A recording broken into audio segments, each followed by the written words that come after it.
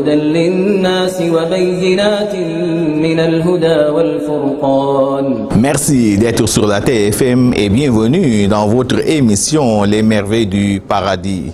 أعوذ بالله السميع العليم من الشيطان الرجيم بسم الله الرحمن الرحيم الحمد لله رب العالمين والصلاة والسلام على أشرف الأنبياء والمرسلين سيدنا ونبينا محمد وعلى آله وصحبه أجمعين. Chers frères et sœurs en islam, assalamu alaikum wa rahmatullahi ta'ala wa barakatuh. Notre thème d'aujourd'hui sera axé sur la question de l'héritage en islam.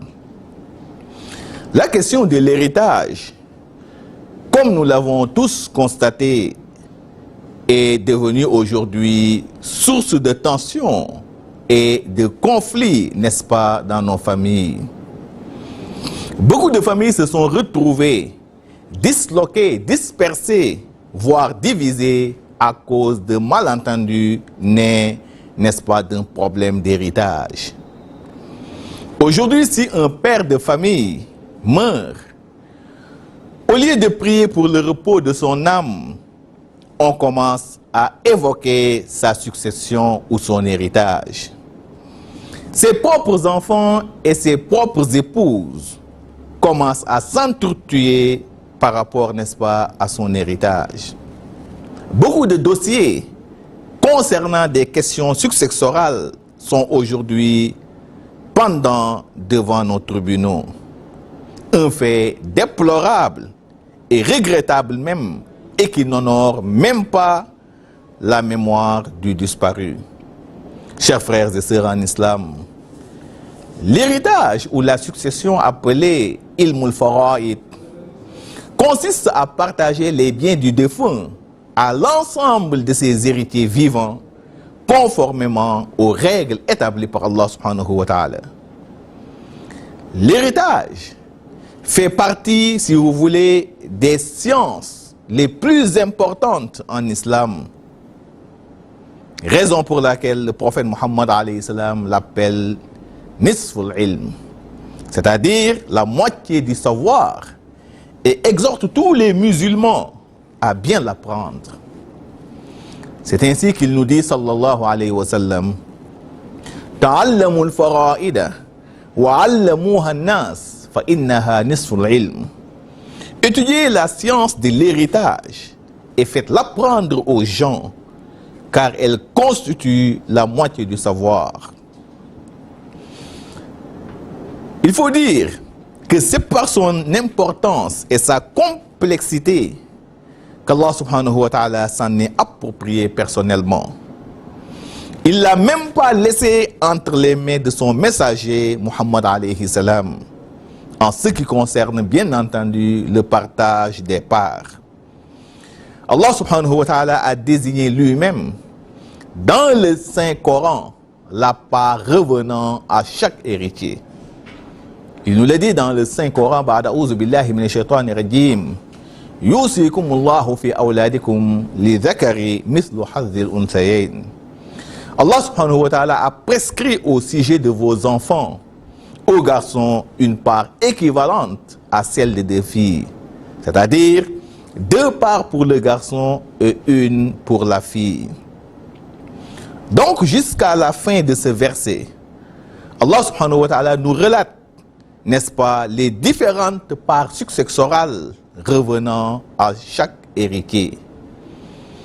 Car il faut le dire, avant l'avènement de l'islam, la succession ou l'héritage se faisait de façon injuste. Les femmes et les enfants étaient exclus, n'est-ce pas, de l'héritage de leurs propres parents.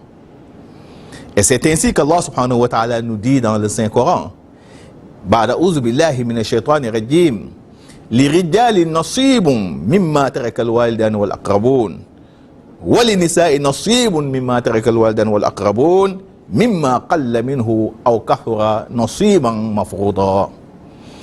Aux hommes est assignée une portion, aux femmes de même est réservée une part de la succession de leurs proches parents, quelle qu'en soit, n'est-ce pas, la quantité de biens laissés.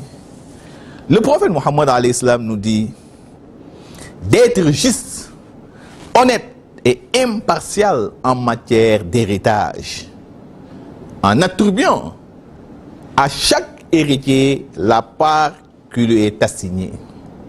Al-hiqu al-fara'ida bi ahliha. Fama baqiya fa'awla rajulin dhakar. Attribuer à chacun des héritiers la part qui lui est réservée.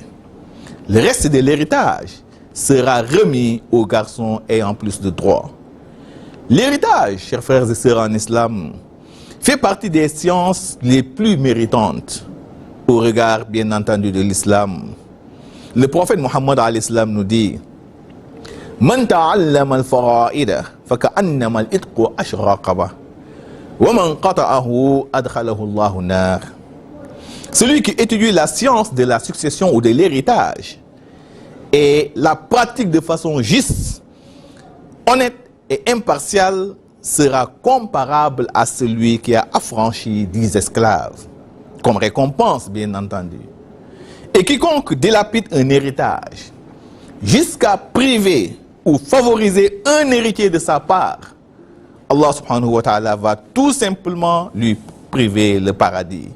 Chers frères en islam, l'islam exige 3 conditions pour pouvoir établir l'héritage ou la succession des musulmans.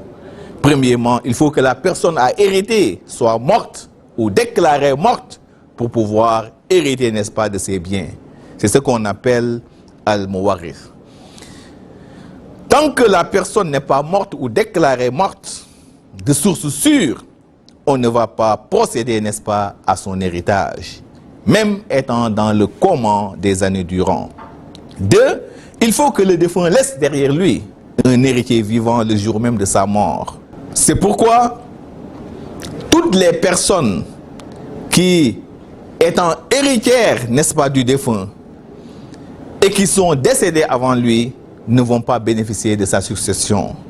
3, il faut que la personne morte laisse derrière elle des biens héritables. Yani haqqul mawruth. Si le défunt n'a laissé derrière elle ni bien, ni avoir, dans ce cas, une succession ou un héritage ne pourrait pas être établi pour elle. Je précise, ou si le défunt ne dispose d'aucun héritier vivant, sur tous les côtés, ascendants, descendants, collatéraux, dans ce cas, ces biens seront tout simplement versés au trésor public, yani Baytul Mal. C'est celui qu'on appelle Al-Kalala. Man la waladala, wala walidala. Celui qui n'a laissé ni enfant ni parents sur tous les côtés, ascendants, descendants ou collatéraux. Voilà les 3 conditions qu'il faut pour pouvoir procéder, bien entendu, à la succession d'un défunt. Chers frères et sœurs en islam, nous voilà au terme de notre rappel. Merci et à demain, Inch'Allah, pour un autre numéro. أقول قولي هذا واستغفر الله العظيم لي ولكم ولسائر المسلمين من كل ذنب فاستغفروه إنه هو غفور رحيم. شهر رمضان